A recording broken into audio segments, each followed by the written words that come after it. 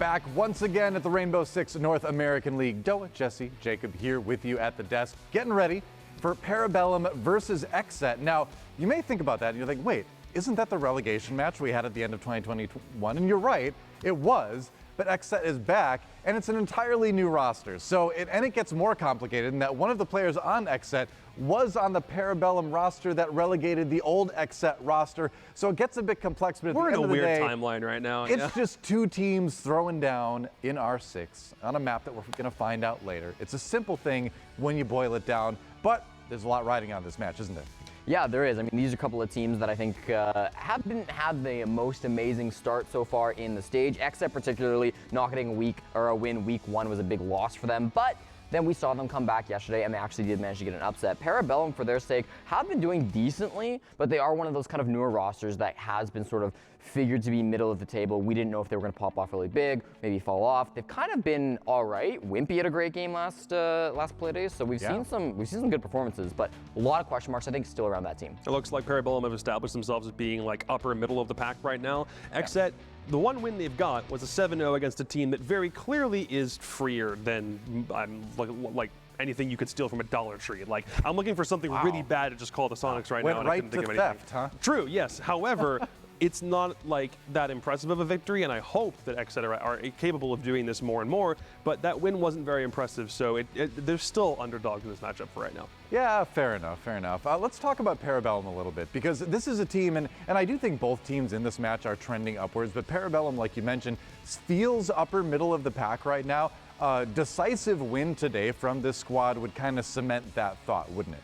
Yeah, I think so. Parabellum, for me, the big highlight stat for them is probably their opening pick rate. 64% opening pick, 14 above the average. That's really impressive. Yesterday, we saw every single person on this roster, except for Penguin, go at least +2 on entry against Dark Zero. That was really nice to see. It felt like on defense, they were doing a lot of these like cool swings that Dark Zero weren't really expecting. And on attack, they were just in every single time, again and again and again, slamming in on Dark Zero, making sure that they couldn't hold any pieces of the map. I see a secret, though, is that, you know, TSM may consume bananas, but on Parabellum, we become the banana. That's the key to victory, there, isn't it? Just one of those things, man. Yeah. No, I was looking around trying to figure out where Penguin went, but he's there. The guy I want to focus on a little bit, if possible, is Wimpy, because right now he sits. Remember, in a temp capacity, the 4th highest rated player by Siege GG through the games that have been played so far. It's Vertical, Kino, then Skies, then Wimpy, then Laxing. He's already in very high company so far, even if the stats themselves, again, don't tell the complete story. His cost is always there. He's a demon on defense. He did what he could to shut down approaches from Dark Zero from yesterday. He has been lights out. And again, he's only supposed to be here until Blaz gets here in stage 2. Yeah, I think that Wimpy, like tying this back to the opening pick stat too, he's kind of one of those players that I think got the most out of his opening picks when he was able to get them yesterday. Yeah. Creators did a lot of that as well. Eska actually found the most for the squad, but I felt Wimpy's were probably the most impactful. Well, we talked about this a little bit yesterday, too, at the end of the day, where, you know, Wimpy, you know, even if he doesn't remain on this Parabellum roster, this is just a great application to getting picked up by another team that may need somebody that fills that role, you know? Yeah, I think he's proven himself to be like a really capable kind of secondary support. Being on Parabellum is always interesting because you're going to have to live with some very strange roles that the other players on this roster tend to like to play, talking about Kool-Aid, talking about Penguin, but I think he's fit in really, really well, and I think that he's been a welcome addition to this team, and he'll be good on any roster he ends up. Only problem with that application for future teams is longevity, because he's played so far a third of stage, not bad. He's putting up fantastic numbers, but if that's something that can continue, and he's doing it in what is a very fluid environment on Parabellum, that's going to look even better to prospective teams down the road. In his case, though, Parabellum now find themselves in a potential spot to make it to a major if they keep this kind of performance up. And I remember talking to Kool-Aid, he said based on when Blaz is actually able to get into the country, he might end up being the guy like as their coach, like standing behind them. So there could be a moment if they were to go to a major, Blaz and Wimpy technically are on the same team at the same time. So if they keep this performance up, we'll see. Yeah, I mean, at the end of the day, you have to go with what's going to work best, what's going to win you the most games, get you to that major, right? Well, on the other side of the map is going to be XSET, a team that is, you know, coming off of their first win. It is a big win, of course. I mean, well, it's a gimme win. Yeah, it seems that way. But That was still, dominance. You can't downplay exactly the dominance. It wasn't just a win. It was a 7-0 victory. It was a clean sweep, mostly on the back of Keno's pretty epic play yesterday. Yeah, 7-0 by starting on attack on Oregon. That is no easy feat, and I get it. The Sonics didn't put up a whole lot of a defense, but I thought that XSET still played that phenomenally, and it take a ton of skill to be able to get that many rounds in a row against any top NAL team. And although he's chillaxing, Keno definitely was the star of the show for XSET. That's why we gave him MVP yesterday in our third Playday. I felt like he was going crazy for them. 15-2 is a ridiculous stat line. 100 cost means he had impact in every single round that they were able to play, all 7 of them. He even found 2 plants because, if you've forgotten, he's hard support. Yep. He's on Habano the majority of the rounds that they're playing on attack. He can get a little aggressive, he can go forward, but those are not a stat line and an operator pair that you typically see together. And we talked about him flourishing a bit more when not having the IGL responsibility, because we saw Spirits tweet out later, hey, this is something that I'm taking over more, and I'm curious if that will persist through this matchup. I'm loving how Keno was really flourishing. However, again, map ban phase is going to be super critical because we still have questions about their executes. Last game notwithstanding, I'm not like questioning the legitimacy of the win. I'm wondering how easy it was to pick apart Sonic's overall defensive strategy on Oregon, because that's usually like incredibly difficult to do. So part of that suggests that the Sonics had 0 actual game plan going into that from yesterday, and now against Parabellum it will be a considerably different, not necessarily harder, but different challenge because of the way that Penguin likes to IGL. Yeah, we also have to talk about Spirits, right? Spirits was on that Parabellum roster when they won the match to get themselves into North American League. He leaves the team. He joins this new XSET squad. We got to talk about that. Obviously maybe there's a little bit of a rivalry brewing there, but Spirits as well. He's performed pretty well yesterday. What do you think we're going to see? Well, I mean, Spirits, looking at just yesterday's game, I think impressed me more than any player on any team, because coming out of week 1, he had a 30% cost rate. He had played horribly. He was not doing well on XSET It was a rough at week all. 1. It was a rough week 1. But then he comes through and he's like being able to get a lot of these entry picks. He's playing Blitz really well. The Yana play looked really nice as well. Now against his former team, I'm hoping he can put up the same performance because we know he's got it in him.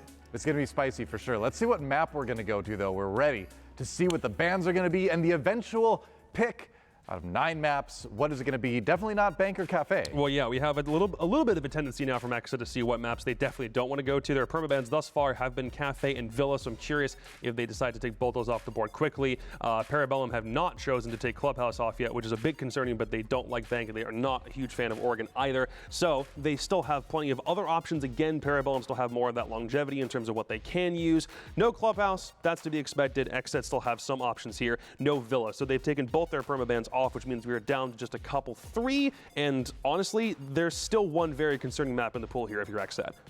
Yeah, if you're XSET, you probably don't want to end up on Chalet. That would be a poor one for them. It is in the final 2. We'll see if they choose to ban it out. I believe the other one is Border still in the pool. This is XSET's pick. I don't mind a Border at all, although PB did play it in the first Playday. They did lose it. What? So go Chalet. This is a map that Parabellum are on a 7-game win streak for. Since the start of Stage 2 last year, Parabellum have never lost this map. Lots of wins over CL teams in that time, but a few good ones as well in the SI qualifier, most notably as well the first week of NAL. They beat the Sonics 7-3. For XSET, as an organization, they've never won it, going all the way back to the start of last year. Okay, cool. So that's another reason to not pick it. As a team, they've also never won it because they played at Playday 2 against TSM, and that was also a loss.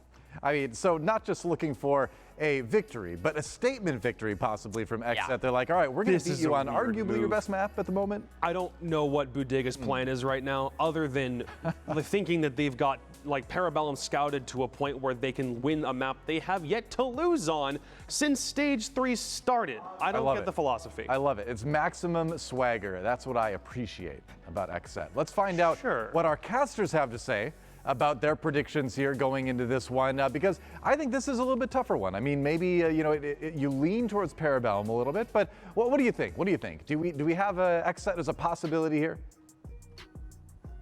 No, thanks for asking. Oh, all right. Good. So Taro, no. 7-game win streak on Chalet. In CL. Yep. In North American CL of all things. Jacob came from Challenger League. So did Jesse. Also true. Oh boy. Are we the only legitimate pro league people here? Legitimate. I It's didn't say anything. Doa. I just popped Doa up. as well. Is Cookies right beside me? Are we making more fraud jokes? Oh man. Oh. I'm going to say Parabellum. I know that I've been kind of leaning into the spicy picks and stuff like that because I think it's fun. And you're often wrong too. He's like in As the tier number wrong. says, right Pick on rate ours. does say Instead so. of instead of that is tier fun. row. It's gone. It It's was, in it tier was, wrong. it was like So you see In tier 3, wrong, I like that. 1, more like L. Wait. Yeah. That was good. Nice try. Nice try. What? Bam! It's a swing and a miss. I think Parabellum is shot. going to win personally. Yeah. They're strong in this map. They surprised me yesterday. They impressed me yesterday. So did XSET. XSET looked like they're improving quite steadily, but Parabellum is the known quantity. I'm going with PB. I think because of the map, I would choose Parabellum, but I would be open to XSET if we didn't go to Chalet. So PB as well. XSET. XSET. Rep the set, boys. Rep the set. We're both- All right, I feel like we're on WrestleMania suddenly now. All right, See it. it's going to be 2 for Parabellum. What does the desk say? Let's make it 3. 3 for Parabellum. I'll go for the Yeah. good old Canadian boys. Let's make it 4. There we are. All right, 4 for Parabellum, and you know what that means. It's time to see what the coin picks. Now there was a match yesterday where the coin ended up getting it right, and everyone else said I think it was the Mirage game, I'm pretty sure. Yeah, it was. Yeah. It was. But I mean, who would have? I mean, I can't blame you for that one. All right, so we're gonna go based on the graphic on your screen right now. Parabellum will be heads, and then XSET will be tails. Let's go ahead and flip it. Oh, no! What does he mean when he drops it? I'm so. This has never happened before. I went pretty far. I went farther than I thought without dropping it. Let's do it again. Let's do it again. Let's do it again. All right. Safer. We got it that time. We got it that time. All right, it's going to okay. be heads. Coin says Parabellum. All right. five. Decided not to go with the risky pick, I suppose, this time around. My goal is to go for the whole stage without dropping it. I really thought I could. You were doing so well. I was doing great. Through then 3 games, today we happened. hadn't even like publicly commented on it, and then I think it, and then It's wait. so loud when you drop it too, because we've got Heavy we've got coin. this. I It's- hope that it's- sound yeah. came through on stream. Oh, I'm yeah. sure it did. I'm sure it did. Well, let's take a look at our community poll going into this one to see what you, the viewers at home, can vote on. Production confirms it came out loud and clear. It's a beautiful sound, though. That's silver, you know. It's got a nice ring to it. Northern imports or Southern imports, Parabellum or XSET? Good question. You know, let us know at R6 Esports NA what you think. It's a good question. I do think this one is a little bit difficult to predict, despite the fact that everybody, even the coin, goes Parabellum. I do think XSET has a shot, so we'll find out. But don't go anywhere. The actual map gets started in just a few here on NAL. I don't really have a public figure or like to put myself out there. However, for the professional NAL debut, I'd like to do something special for you guys. This is Wimpy, and I play Flex for Parabellum Esports. Being part of the NAL is a privilege. Didn't think I would get there one day, but here we are. Being in the NAL has been a dream for a while. It's been fun. It's nerve-wracking because I grew up in a small town, the middle of nowhere, and then Vegas is huge. My 2 goals have been to make the 6 Invitational and the NAL. I've accomplished both those goals. Now it's to win the NAL. We have pretty good chances if we keep our ball rolling. We could go to the major. I'm ecstatic to prove ourselves again. We did it at SI 2021. Now we're gonna prove that we're the best in NA. I definitely think we're able to compete at the top 4. It's just a matter of how our own preparation and how our own abilities match up on game day. We lost the TSM in the SI qualifier, their most recent SI. They beat us, but they actually won the SI, so if it wasn't for them, I think we could have been there. Our expectation is get better every day, but that's not the end goal. We want to make SI and eventually win it. It's great to get a fresh start here. I'm enjoying it a lot more. It fits the atmosphere that I've been looking for a lot better. Team environment plays a big role. Everybody's having a good time. Everybody likes each other, which is different from the last team. I like the players. The vibe check is great. I love every one of my teammates. Hope they love me too. Interesting team, lots of potential, lots of talent. The way we play and our strats were a pretty good team. We're somewhat a team sometimes that is really in your face.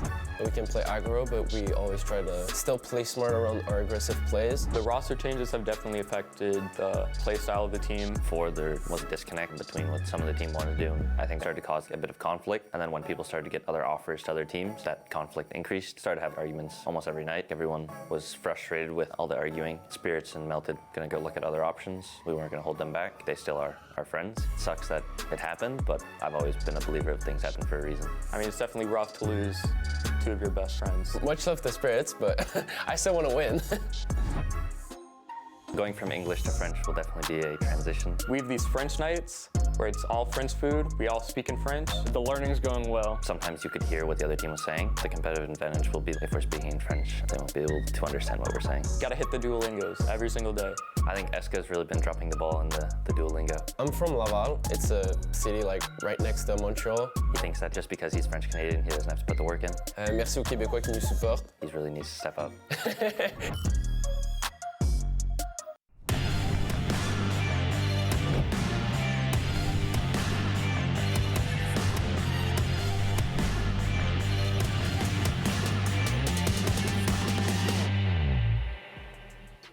Welcome, everybody, to our second match of the day, the Northern Imports versus the Southern Imports. I got to hand it to that question. That was well worded. That is well worded. And I've been impressed with most of those questions, actually. I don't know what mastermind is behind it, but I appreciate them.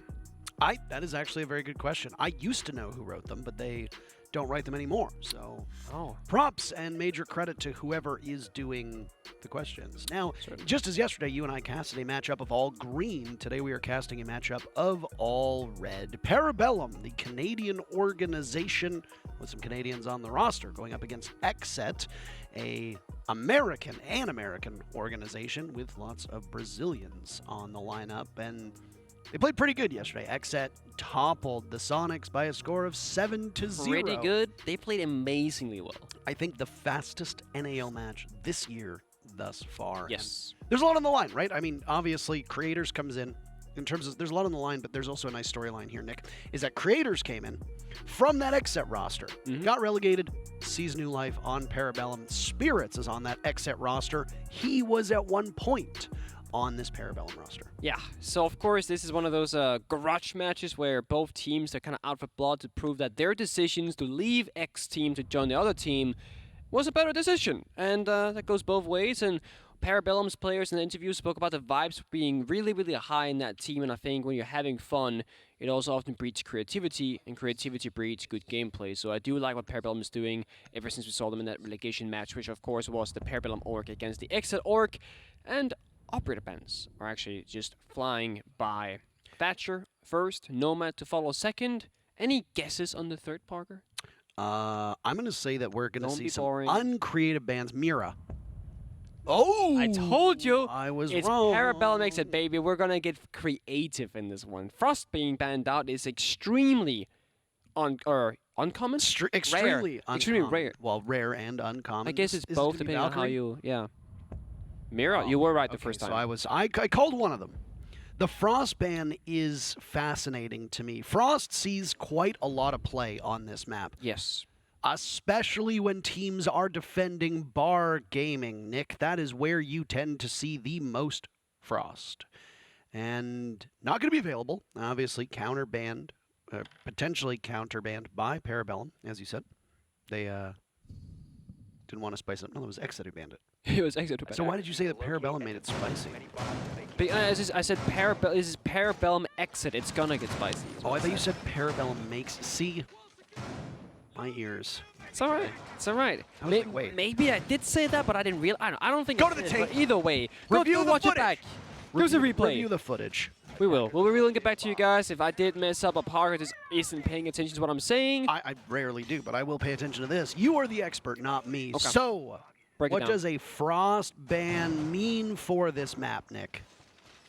I mean, it means she can't be played on defense. Obviously, that's pretty much what it indicates when it's operator banned. All right, perfect. Let's go. But I think what can happen with her not being played is that some more aggressive work from the attackers can be seen, because you don't have to worry about looking down at your feet to shoot down that frost trap when you jump in a window. Now, I don't necessarily think that this will be the case. I think it's more of a fact that Parabellum plays this operator to great effect, and Frost also has a deployable shield, so that's going to be a one less shield on the defensive side, unless, of course, you pick up the Warden, the Ella, the Alibi, something else to support it. Wimpy currently on the Alibi might actually kind of show us that that might just be how they're going to supplement that shield. Also Wimpy, hello? easy kill, Spirits? easy All win. right. I think there's one thing to keep in mind of with Wimpy is, yes, he was talked about, he's one of the top 5 highest rated players right now in the North American League, but he is also playing for a spot in the NAL.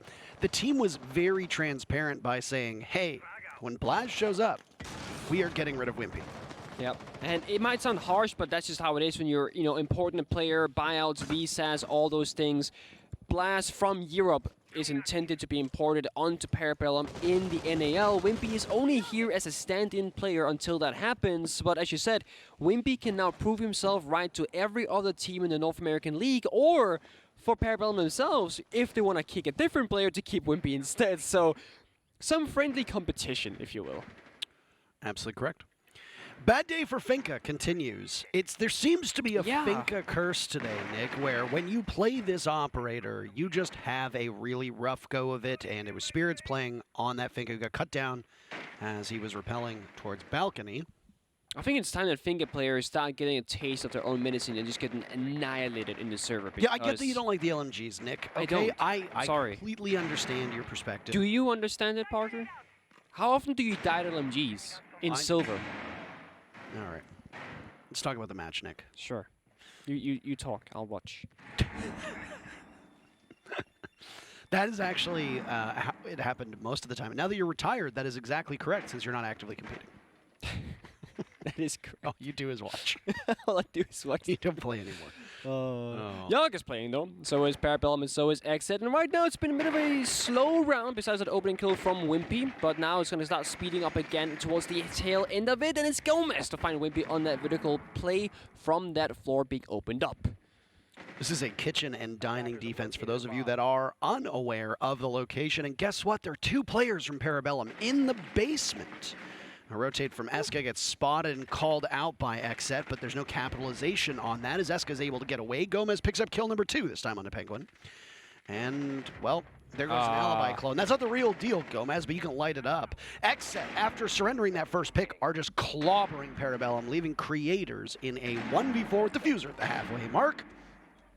Kino successfully gets it planted, and now the timer starts. Creators has been flashed out, and he is really just knocking on heaven's door. Diaz with the very final kill, and XSET take round number 1. That's going to be feeling really good for XSET, seeing as they lost the opening kill early on with Spirits getting shut down by Wimpy. And ever since that happened, really easy sailing for them. Parabellum, they have this strategy of extending up above into like master bedroom, office, etc. and then just falling back as time kind of dwindled down. But with only 50 seconds left, XSET made quick work of the vertical play. They found 2 kills on the side of Gomez, and then PB tried to aggress back into XSET on those Solarium stairs inside of West Main, and it didn't work out. And that means we're going to a new bomb site location inside of kitchen. This is not kitchen anymore. Bar games room instead is where we're going to be going. And this is where this frost ban will come into play because it has been banned out.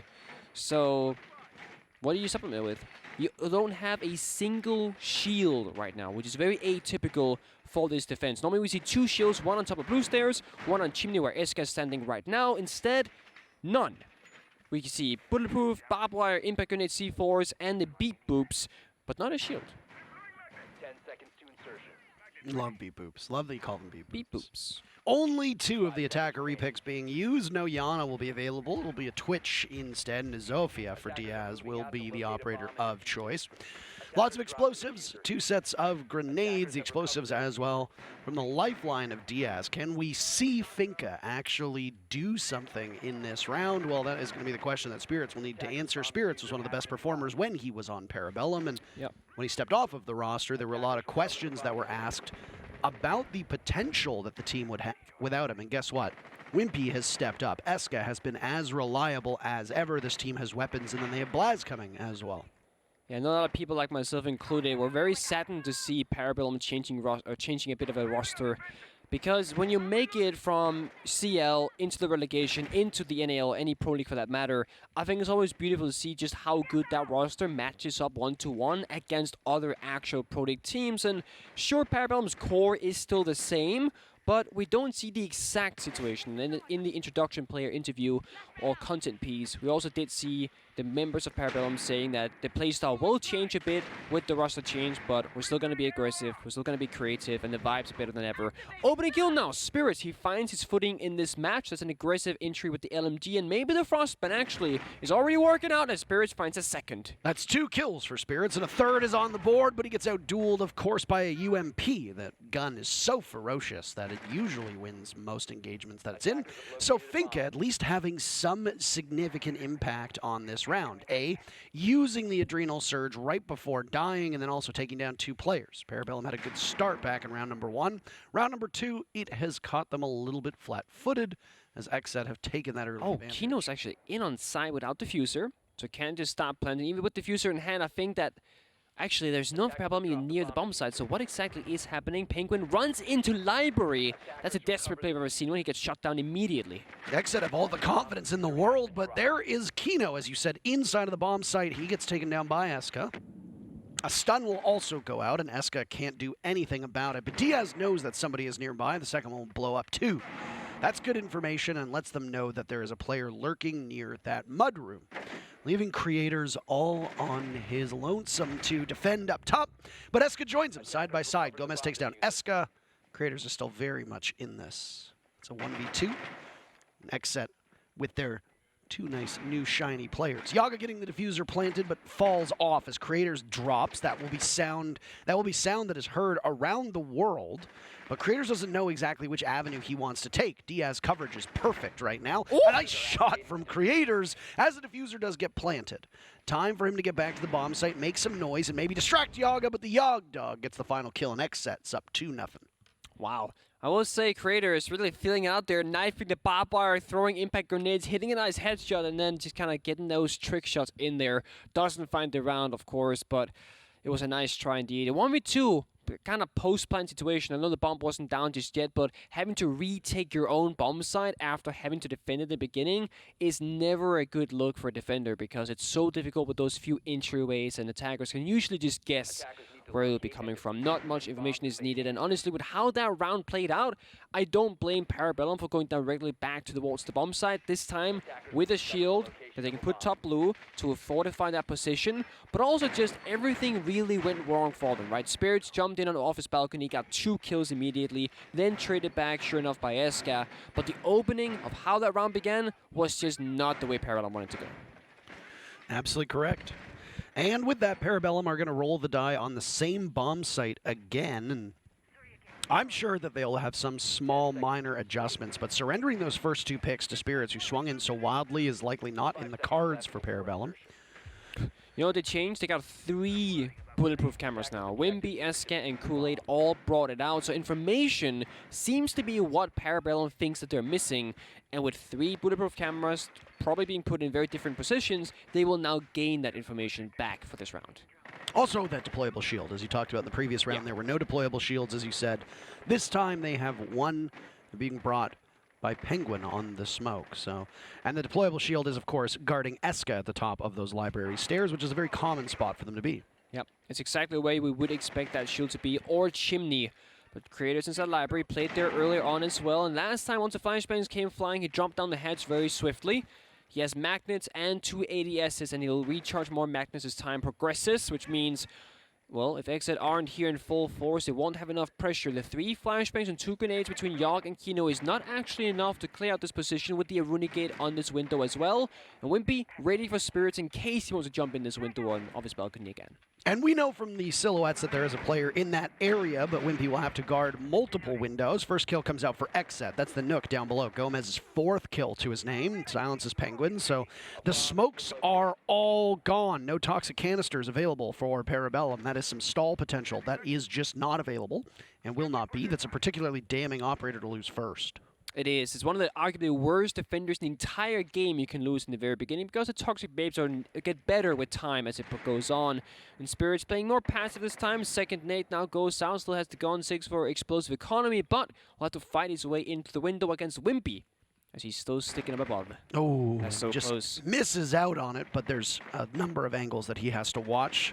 Lest he be engaged from an area that he's not looking on. Oh, Spirits is just absolutely unstoppable at the moment as Gomez picks up his 2nd kill as well. Parabellum are not winning any of these duels. Diaz in on it too. And then he goes, Almost everybody from XSET is in on the fun. The only player looking for their very first kill is Kino on the side of Parabellum. It's both Penguin and Kool-Aid who have yet to really show up. There was some skepticism about this XSET roster, Nick, but they obviously know what they're doing as it's a flawless round. Kino gets his very first kill of the game, and it's 3-0 for XSET so far on attack on Chalet. So interesting thing to note is that on the first bar attack on that second round, it's Spirits aggressively jumping in off his balcony, finding 2 kills. Then we go bar again, and XSET actually, with a nice adaptation, did the complete opposite. The only thing that went the same way is that Yogg and Kino went on to the library balcony, cleared out creators from the corner, forced him to drop down the hatch onto side, and while that was happening, the rest of XSET were doing nothing.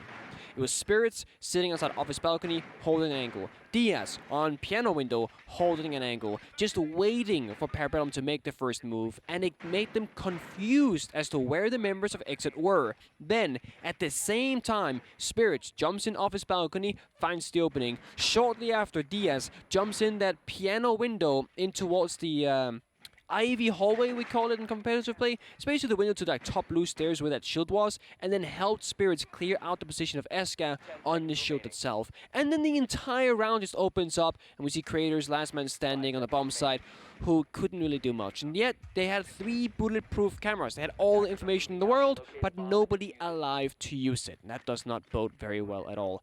Now we see a slightly different change, because no, we don't have 3 bulletproof cameras anymore. We have 3 deployable shields as we're on this basement defense. A very passive setup for Parabellum. Not looking to get too aggressive by the looks of it, but they do have Creators and Wimpy roaming up above for now.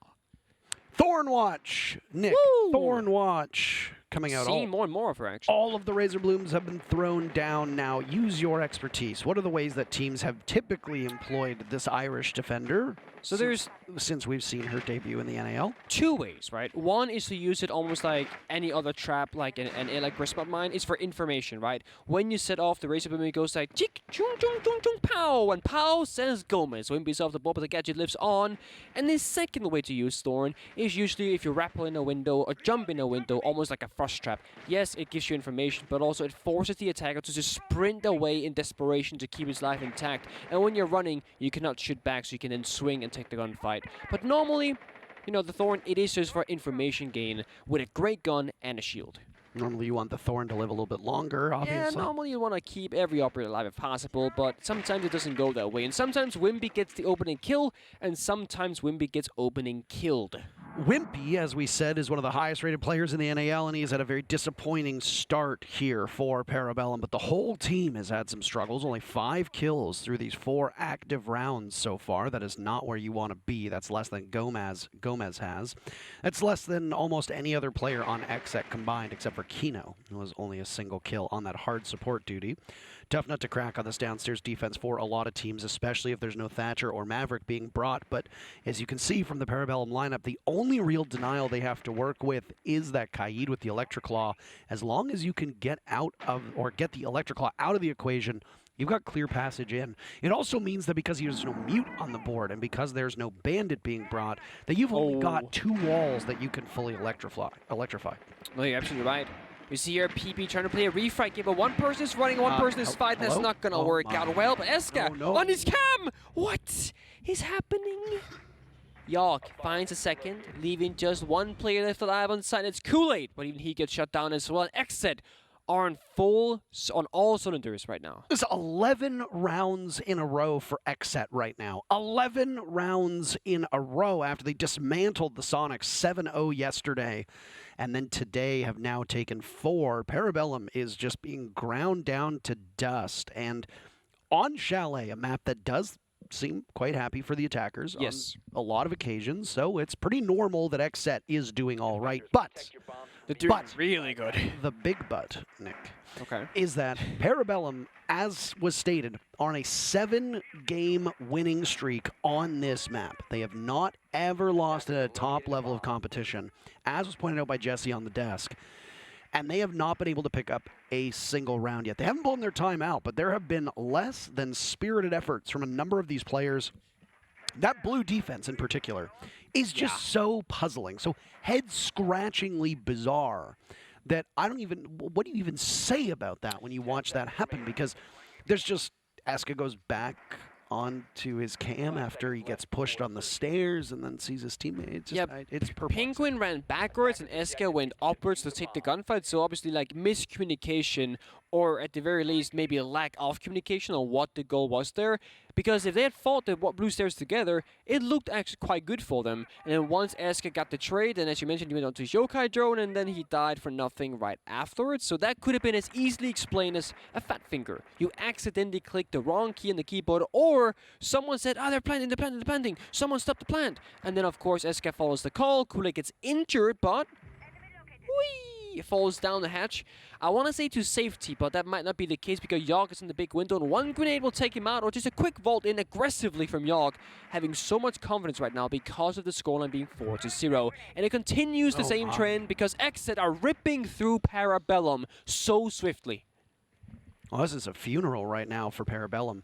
As XSET are in a 4v2 with 2 minutes to go. Plenty of time and plenty of patience on their side as well if they want to use it. But this has been a very go-for-the-throat type of deal. Crater's droned out, and on the hunt is Gomez. And there you go. Multiple drones going on. And Craters takes out Yaga, but now it's all on the shoulders 1 minute of Eska. round. And oh, my goodness. Gomez 1 minute. Also taken out. We are breaking land speed records here. What do you even say at this point? 5-0 for XSET 12 rounds in a row. So this might be a bit of a stretch because I don't want to get too far ahead of myself. It's Chalet attacks, etc. But you mentioned, Parker, last game XSET played was a 7-0 against Sonics. Now they're 5-0. I do believe I said that, yes. When was the last time we've seen a 7-0 back-to-back in a competitive Tier 1 level? Across even all regions for that matter. Like, this is so rare to see this kind of domination in like this era of seeds because every team, every player is so capable and so good. I mean, we all guessed Parabellum to win and XSET's up 5-0. So it also speaks to the situation of NAL that with the roster changes, the attacker repick, with the meta changes, the new operator being played of Thorn, we truly just do not know just yet how these teams will match up because they keep surprising us each and every single day. Really just a fascinating set of games for XSET, whose sole victory in the season came yesterday over the Sonics, and they are cruising to another victory today. Parabellum must be quite demoralized. Penguin and Kool-Aid still searching for their very first kills. It doesn't even matter that Kino's only got 1 kill because you've just got Gomez and you've got Yaga just frying everybody on the entries here, giving so much space for the rest of XSET. Even in terms of just objective play, also hasn't been very strong for XSET, but when you're having, like what we just saw, a 1 minute round, you don't have a lot of time to get the diffuser down. Yeah, I mean, the thing is about this matchup is that both teams came in hot. Parabellum beat Dark Zero 7-4 in Villa, looking really good. XSET, they beat a very vulnerable Sonic 7-0 in Oregon, looking extremely good, especially Kino himself, going 15-2 with the highest rating of NAL so far, like a 2.52 or something like that. Very, very, like, ridiculously high rating. And then this happens, and it's like only one team looks hot, but statistically, Parabellum, they look like they can fight back, but they can't. Because Yogg, every single round, wins the opening engagement. And now, with the finger boost, the adrenaline surges, he will get his health back before the round is over. Once again, the opening kill goes to XSET. Creators could have had a dance to the death with one of the players from XSET who looked like they were in the main lobby. Gomez has his eyes set on that dining portion of the map. Down goes Diaz to Penguin. Penguin's very first kill. And now Kool-Aid's also broken it, but Wimpy gets flushed out, and now Creators is dead too. So the two players who just broke their streak of not having a kill will need to get an awful lot more. Well, they will need to cumulatively ace, or I suppose co-ace. Yeah, especially. I don't think cumulative is the correct word there, but I'm struggling to find the word that I wanted to use. Either way. If they combine them, is that what you're saying? A combined ace, Combined ace between combination two players. Ace. Combination ace. We got synergy and combination aces. That is correct. We're just inventing things on the fly here, just as XSET is inventing a new term for punishment that we will need to figure out. Okay, I was gonna say I'm curious what he has to hear what that word. That's a real. What happens when you get absolutely smoked in back-to-back matches? Yeah, that was you. You had a real XSET. You know, had a real XSET. They're indeed repping the set. 45 seconds left, and XSET are just getting themselves in the position. They have the luxury of time, and they are using it very effectively as they wait. Penguin with shotgun in hand doing some site remodeling. He's deep inside of Wine. Kool-Aid is there with him too. Both of these players have been kind of boxed out from the rest of the bomb site. But because of that blue tunnel, being free for the moment, Penguin can roam on over in that position, and that's where he is. But he gets blown up by a nade, tossed out by Spirits, and it's a single player left for a flawless half on XSET's side of things. Kino trudges on in. They've isolated Kool-Aid in the corner. Yaga taking damage, and it's Kino to pick up his second kill.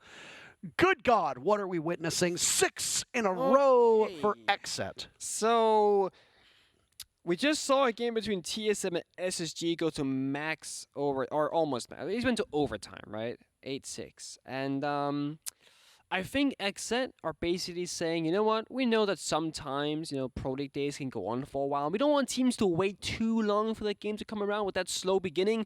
We're going to go super fast, catch back up just to that production level speed. And right now, so far, is exactly what is happening. Now the question comes.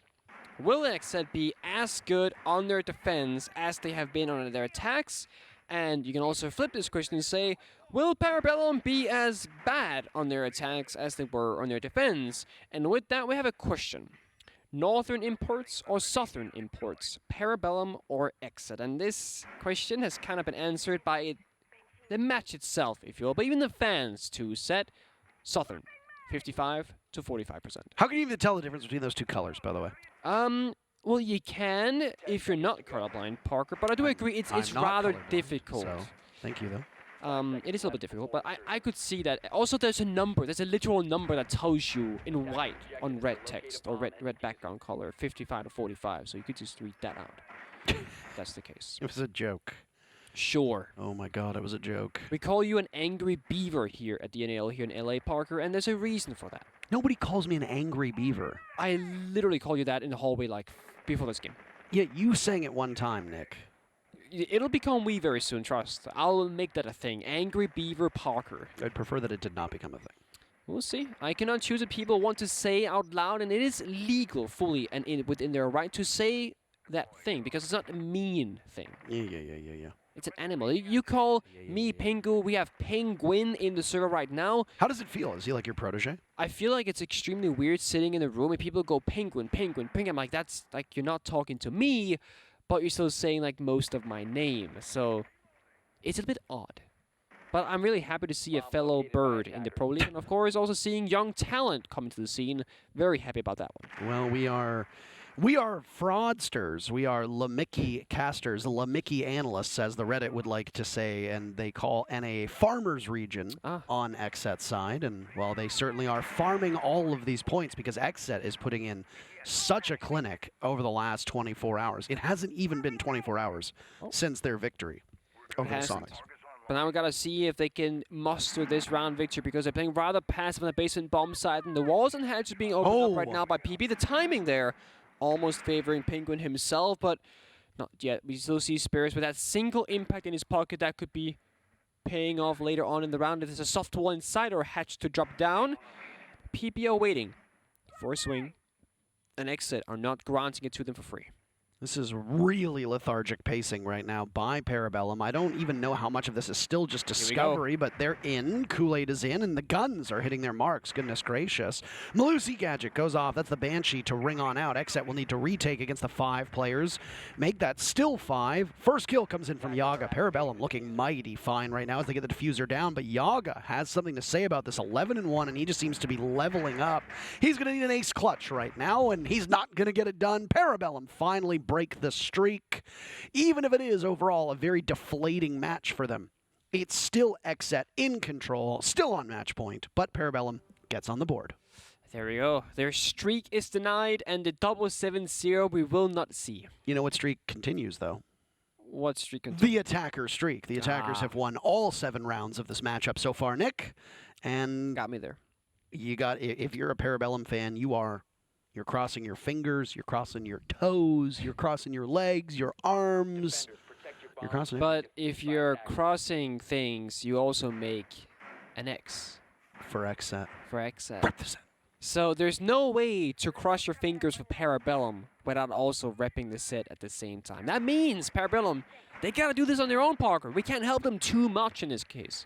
What a comeback as has this been for XSET as an organization as well. Nick, that old XSET roster always struggled, always competed towards the bottom of the NA League.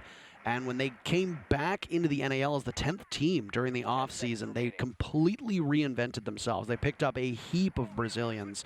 And Bodega, their coach, Gomez, Diaz, and Kino on the active roster, also Brazilians. Their assistant coach, as far as I'm aware, is Brazilian too. They picked up Spirits from Canada, and then Yaga from good old US of A. And this roster took some time to get better. They didn't have the best first 2 games, but they certainly seem to have learned from it.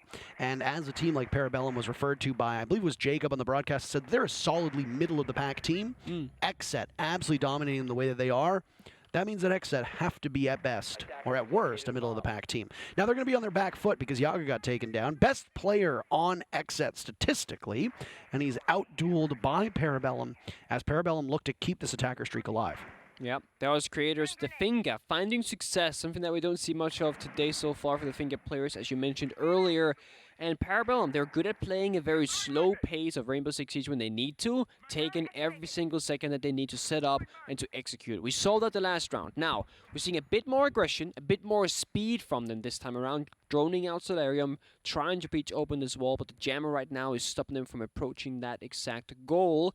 Kino, with the shield inside the small closet inside the master bedroom, can hold this position strong with the SMG-11 and the gadget. The big question mark here is Penguin down below. Will he go for a flank or go straight up the Solarium stairs, helping out his teammate? Remember, there is no player from PB on that big master bedroom window rappel, which means that the defenders can freely run around. Well, it's a grenade in hand for Penguin. A depth charge, as we call it. And it gets the shield quite effectively in the closet, but there's no player on it. Kino decides to go into avenge the shield, which has been removed from that spot. Spirit's also prone in the hot tub.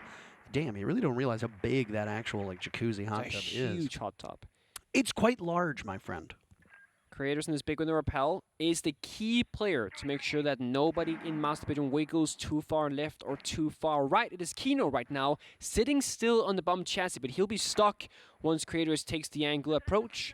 That means that Kino is going to be all eyes on you. One Toxic Babe left, going out now towards the big master bedroom window. Nate goes out, drops down the hatch actually. But it's Gomez who strikes first. Oh, and there goes Penguin, but it's a team kill, and now all the bodies are hitting the floor. Wimpy evens us out into a 2v2. Both Parabellum players on lower HP, but Gomez has something to say about this. That could be all she wrote. Unless Creators can find the final 2 kills. Retrieving the diffuser and marching into the bomb site, but with 30 seconds to go, you cannot go for a plant. You will get picked apart. Or Divir Diaz, you'll just kill him anyway. What a round for XSET and what a match for XSET. Yeah, they don't get the 7-1, Nick, or they don't get the 7-0, but they do get the 7-1, and they rep the set by obliterating Parabellum. Very decisive, and something that I think the XSET roster can use, right? It's mostly, if not all, young players, and we know some of the names. Yogg and Kino came from OXG, Spirits came from Parabellum, so they're very easy to like. They're likable players, likable team, etc. In the off-season, there was a lot of discussion about how successful can they be. You know, Bodega as a coach, this Brazilian kind of style to them, and they didn't start off too hot. They played SSG first on Bank, but now, against Parabellum, a team of, I would say, of their own caliber in comparison, they clearly outmatched them. Well, I mean, there isn't a ton to say about that. That was an absolute dismantling. The Sonics and Parabellum can both sit there and just wonder about what happened. XSET has put the rest of the league on notice for now. And after the 24 hours that this team has had, what is the next step for them? That's the real question to me, because there was so much that went right for XSET in that series, and they were very capable of just finding the weaknesses that were being shown by Parabellum and exploiting them. And it wasn't even that XSET looked so strong, Nick. Parabellum also looked very flat on the first couple rounds, and they never recovered. They never took a timeout. They never seemed to regain that footing they needed. I agree. I will say the one attacking round, the one round overall that Parabellum did win, looked really decisive. It was almost a flawless round for them, but outside of that singled out basement attacking round, when the side swap came through, very, very flat indeed. A lot of questionable moments and a lot of, I guess, just lack of performance, if you will. Well, XSET, promising stuff. Kino obviously doesn't seem to be too fazed by it, but let's have the analysts dig through that after a short break as the NA League rolls on. Woo.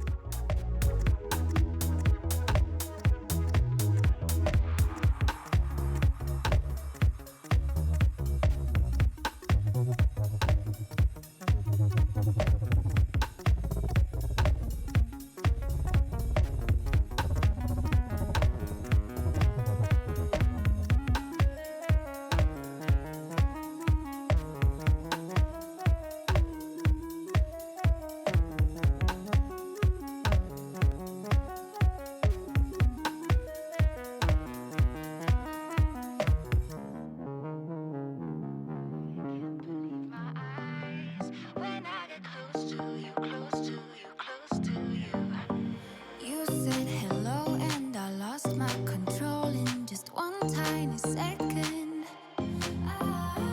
You do to me what I've seen in the movies, but this really happening. My mind explodes. I can feel my bones shaking to the beat of my bleeding heart. An overload. Don't know how this goes, but I'm pretty sure you just made my world stop. I can't believe my eyes when I get close to you, close to you, close to you. So pretty I could die. I can't be close to you.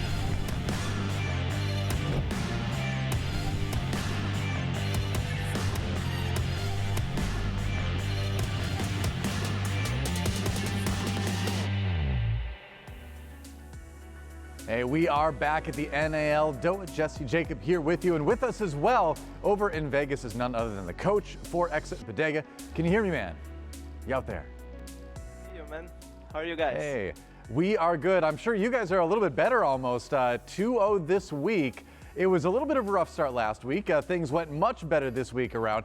You had been quoted in saying earlier that you wanted to bring some of the LATAM aggression up to NAL. I feel like we definitely saw that in the last couple matches. Do you think like it's kind of working as intended, or has it taken a little bit longer to get started than you thought? I think it's gonna take longer than No, it's gonna take longer. I think that was expected.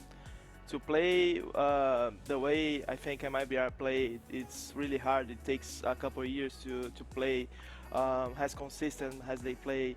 And on last week, I feel like the players, Diaz and Gomez and Spirits, they didn't have too much lane experience and they're feeling a little bit shaky. And then on this week, we didn't focus on our strats at all. We just focused on our comms and our composure on the game. Me and Vivas, we just passed some past experience that we had on 2019 when we climbed to Pro League. And I feel like their composure and they were actually having fun on these two games. So yeah, that was key for this week.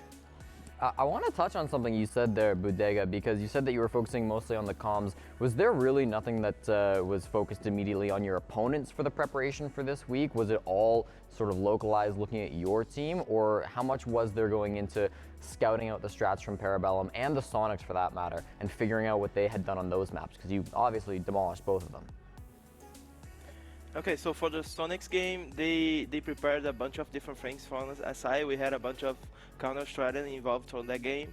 And then when we saw they were doing like some phase strats, we just kept doing our defaults, and it worked a lot well since they did the Jaeger ban. And then for the second match, we knew it was gonna be Chalet from the start, and we what reviewed it yesterday. We had some great insights from everyone, and we just hard counted them. I gotta hear this from the horse's mouth because I don't know how you managed to pull this off, man. 14-1 over the course of 2 games. That was some of the fastest siege that we've seen. But how close, in your opinion, is this to an MIBR-like playstyle? Are you trying to take some things from the way that you used to coach that team towards this XSET roster, or are you trying to mold these guys into what Latin America was usually doing? How much of it is like a copy, so to speak, from your MIBR days? I would say there are some fundamentals that I like to actually try to make them understand. But when I put Spirits as IGL, I told him I want to make a new team here. This is a new identity. This is not my BR, and we're playing a little bit different from them.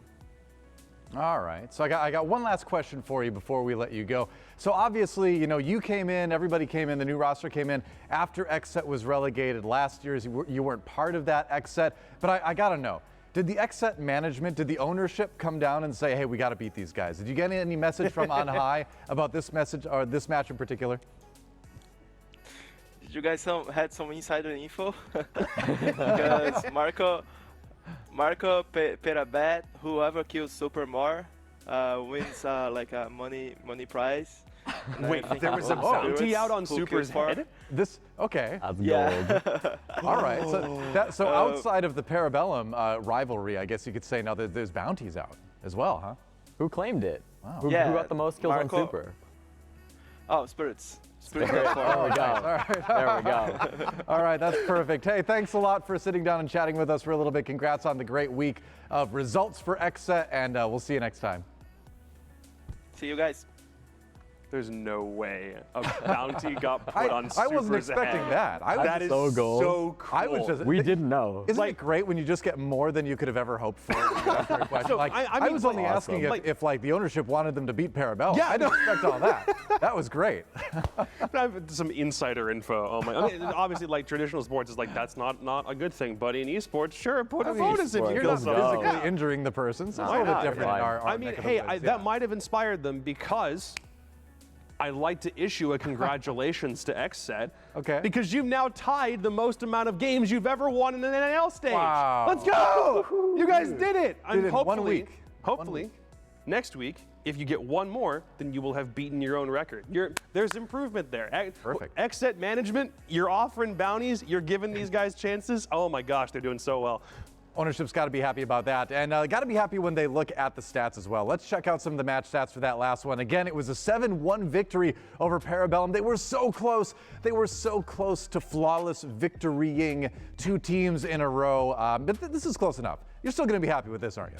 This stat line from XSET almost looks like something you would see from a TSM. You've got this kind of 3-pointed spear. Yaga, Gomez, and Spirits able to really like push forward with the aggression from this squad. I loved how all 3 of those players were just dominating on their entries, running in through this map, and you can see it reflected in the kills, of course. 11-3, 11-3 Spirits, 7-7, but still I would say having a lot of impact in this matchup. So it's this kind of core players on XSET that are really having big games, and I think that's what they need to continue rolling this into even more wins. This is giving me so much hope because Gomez was one of the bottom-rated, if not the bottom-rated player in the league after last week was done. And now he's had 2 stellar performances. He's getting a chance to flourish more. This is the role he was brought in to do. He's entrying. He's trying to play aggressive. He was using nades. He's playing Yana. And for a long time, we were like, well, he's very clearly not succeeding in that capacity. And then these 2 games, in 15 rounds, he is killing it in that regard. So I'm really happy for him. Yeah, before this week he was 6-17. What is he now? Now, if this is updated, 21-26, like he's beginning to even everything out.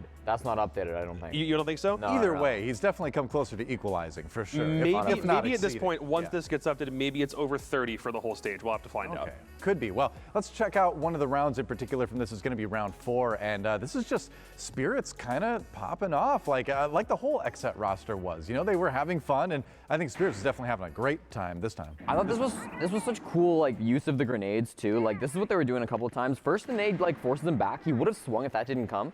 And then instead of like just swinging, there goes the nade. Look at him having to run on back. And because the cover is a tighter angle than the person running back, he actually gets that kill before anything happens. And then Yaga's there for the trade as well. And then the second. It's such strong play around those library stairs. And it's the way that he uses the LMG, uses the grenade to find all those frags. I loved that play.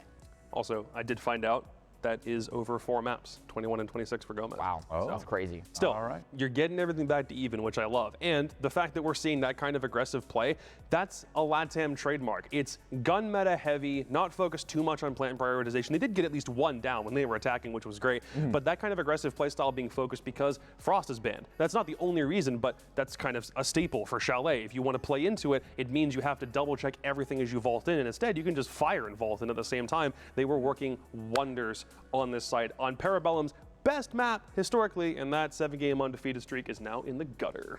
Fair enough. Well, once in a while, I get production talking in my ear about various things, and sometimes they tell me things I don't want to do, but I have to anyway. You can see one of them right now. We're going to look at our predictions for that series, and I'm sorry, I don't have any control over this. I just go with the flow. It's Parabellum was picked by everybody, even the coin. And so I'm guessing at this point it's like a rarity to be above 50%, so at least I have that going for me. I think that, Jacob, at least you do. You're a clown, Pengu's a clown, Parker's a clown, Doa's coin is a clown, and I'm a clown. We're just the clown show here in the NAL, and we might not get any of our predictions, You're saying that just right? like you're just letting Blue and Stokes off the hook like that? Well, they didn't have to predict this game, did they? True. We'll see how they do in the next couple of matches in their predictions. In a daily sense, it's only 2 maps, right? So far in the day. So that's what we'll tell ourselves as we kind of like regroup. We get ready for our next series. We're going to take a quick break. When we come back, it's going to be Dark Zero taking on Astralis. Should be a pretty sick map. So don't miss it here on the NAL in just a few.